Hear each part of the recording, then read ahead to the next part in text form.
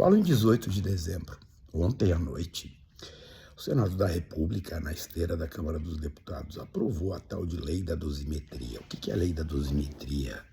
É a lei que diminui a pena do Bolsonaro. Vamos usar outros termos. É a lei que protege a democracia.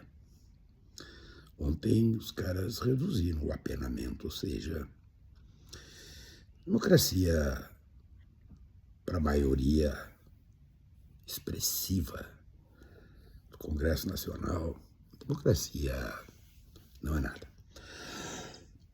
Mas ontem teve até cereja no bolo, né? Quando o Jacques Wagner, que é o líder do governo no Senado, faz um acordo de procedimento que permite simplesmente essa coisa andar, porque o governo tinha outros interesses, né? Interesses importantes na questão do equilíbrio fiscal, etc. Mas quando ele vem e negocia esse tipo de negócio, de coisa, né? A gente começa a ver que grande Silvio Rodrigues, né? Uma música que ele tem chamada Pequena Serenata de Amor. Ele lá diz assim, diz que ama uma mulher clara, né? Que não me pede nada ou quase nada. Que não é o mesmo, mas é igual. Cara, tu começa a ver que tem tantas coisas que não são o mesmo, mas que são iguais. Os padrões da política brasileira, eles não têm demonstrado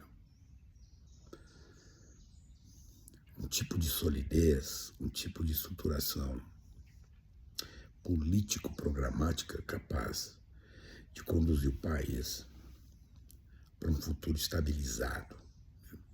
Cada vez que a gente vê essas coisas, a gente tem essa sensação nítida, né? Aí quando tu vê o governo neste tipo de matéria, pegar os princípios,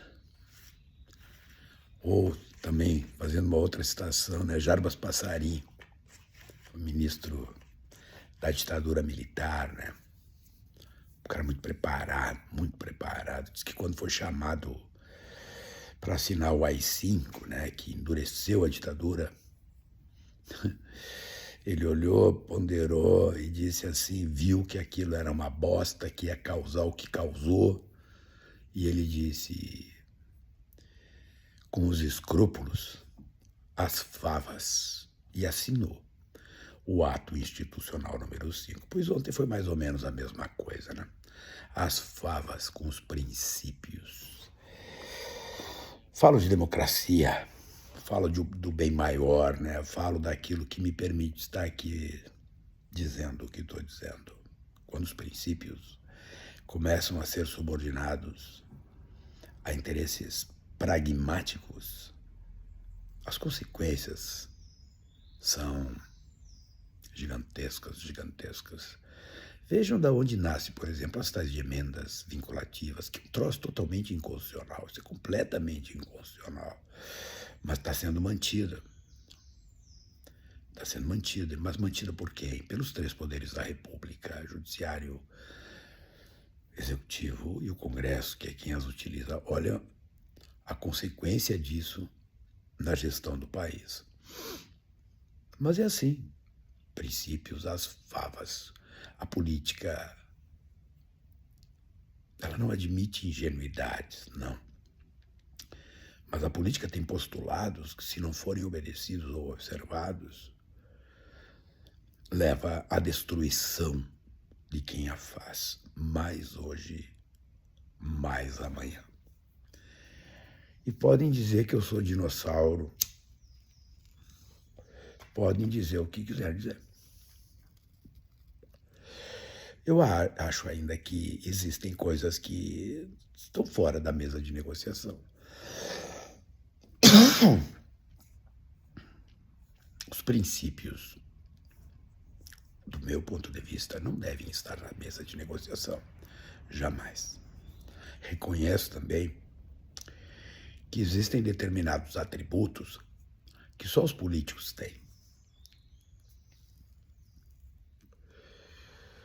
que é exatamente negociar princípios. Churchill, lá pelas tantas,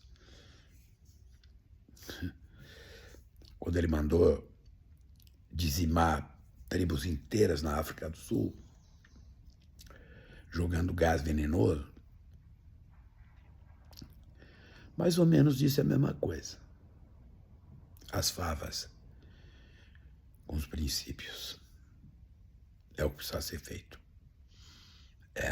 Será que... Olha o que produziu aquilo tudo lá. Olha o apartheid, o que gerou tudo na África do Sul. Mas eles são assim, né? Eles são assim.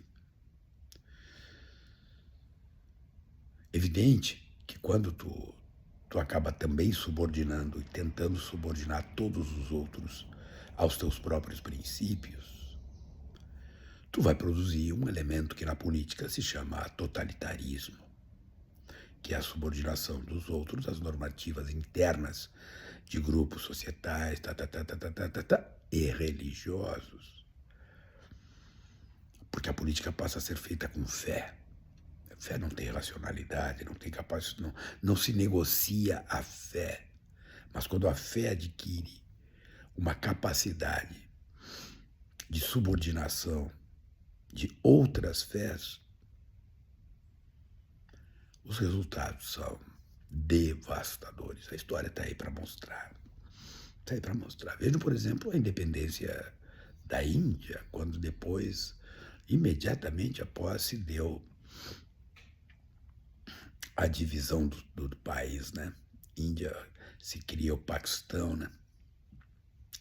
Hoje, Paquistão, Bangladesh ali, milhões de indianos foram mortos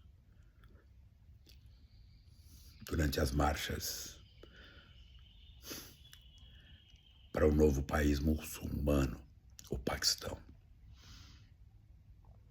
Quem produziu aquilo? A política. É muito complicado o que vem acontecendo no Brasil, né? Vejam, quer ver dados interessantes que acabam mostrando essas coisas que estão acontecendo. O Flávio Bolsonaro, o rei do chocolate, entra como candidato à presidência da República. Primeira consequência, Tarcísio de Freitas despenca nas pesquisas. O que é isso? Isso mostra com tranquilidade, muita tranquilidade, que o dono desses votos se chama Jair, que se quer Messias, mas que não passa de um Bolsonaro, mas é um Bolsonaro com um caminhão de votos. Onde se sustenta isso no Brasil? Qual é o elemento racional capaz de sustentar uma adesão da população a um cara deste padrão,